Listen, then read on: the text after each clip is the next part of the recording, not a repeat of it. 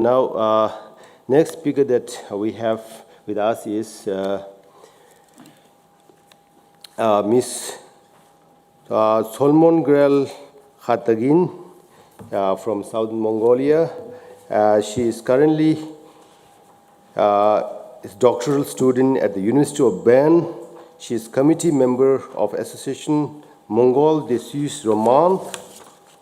Since this year, she has been serving as secretary of the International Human Rights Center for Mongolians. So may I request Ms. Tsolmongerel Khatgin to begin your presentation. Thank you very much, Karma, for your introduction. I would like to correct one thing. I come from Mongolia, independent nation, and northern neighbor of China.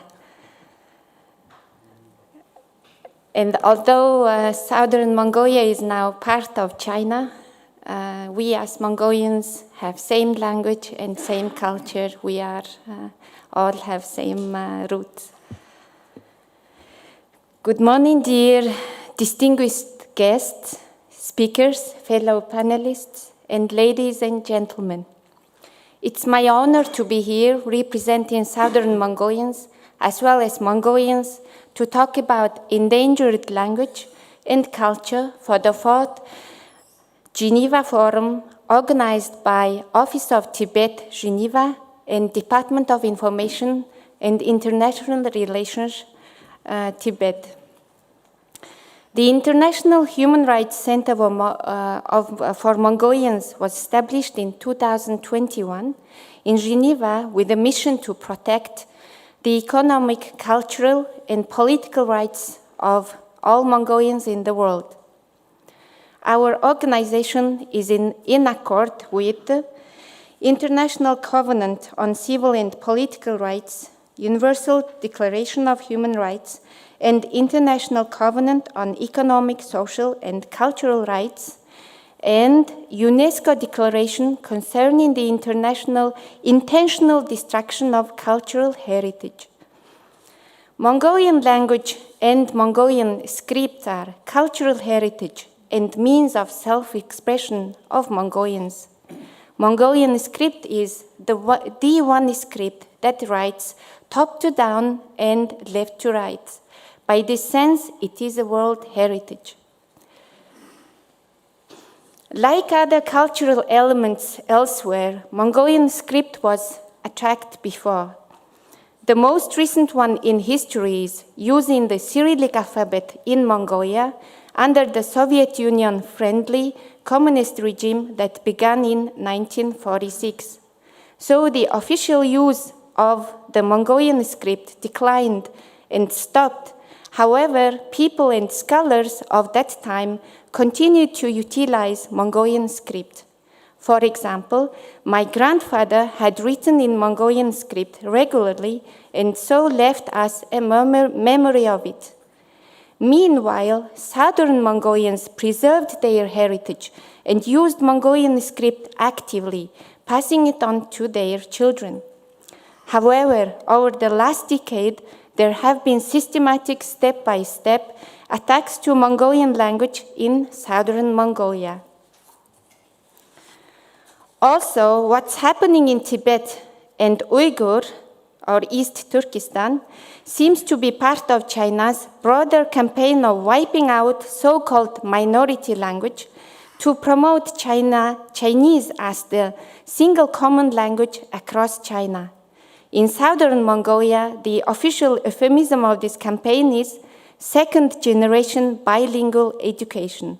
Starting last September, the medium of instruction has been switched from Mongolian to Chinese in all Mongolian schools, sparking a region-wide mass protest. After cracking down on the protest, what the government of China is implementing in southern Mongolia is full-blown cultural genocide, aiming to eradicate the national identity of the entire southern Mongolian population. Speak Chinese and become a civilized person is the official slogan publicly advertised everywhere in southern Mongolia, from TV broadcast to street billboards, from classrooms to rural villages.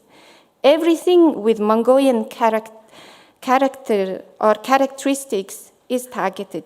Signs in Mongolian are taken down. Every sculptures of Mongolian history are smashed. Books and publications in Mongolian are banned and confiscated.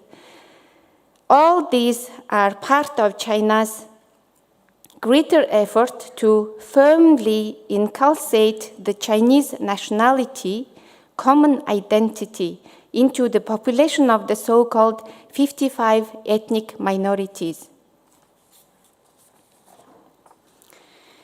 We as Mongolians were shocked by this decision by Chinese government.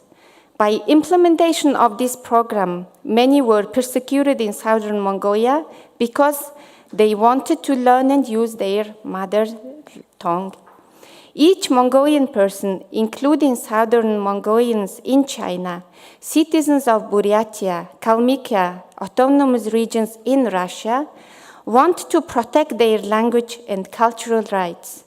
Mongolians condemned the act of Chinese government and staged demonstrations in the world to express their displeasure. In addition, citizens of Buryatia and Kalmykia, autonomous regions in Russia, and ethnic Mongolians in different countries showed a renewed motivation to learn Mongolian language and script.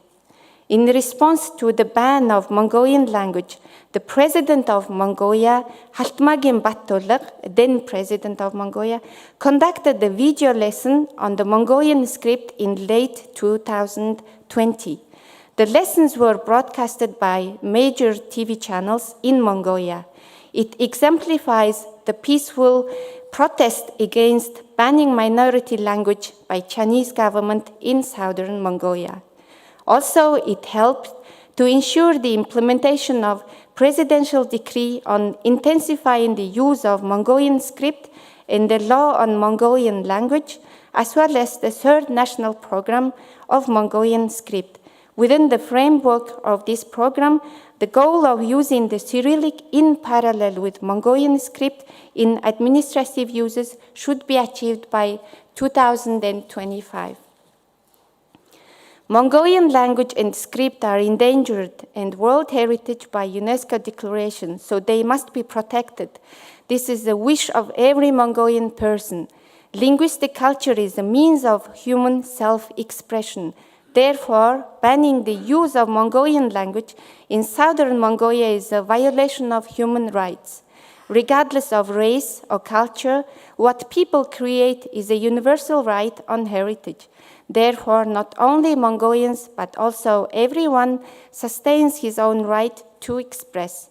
I would like to appeal to everyone, regardless of nationality and age, to support and to learn Mongolian script and language. I hope we continue to fight to protect heritage language and scripts in order to prevent the extinction of various cultural traits that we have been inherited by all mankind. Thank you.